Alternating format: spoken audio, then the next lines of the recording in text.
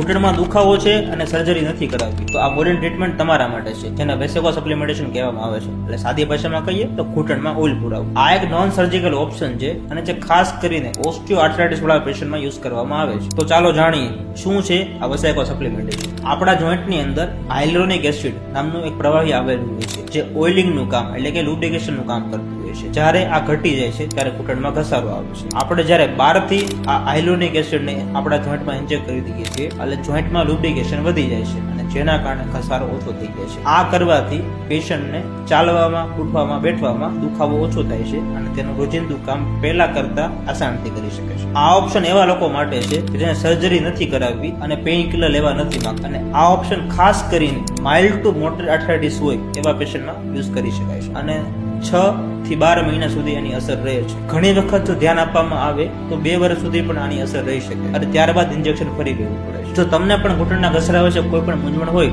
તો કમેન્ટ કરો ઓઇલ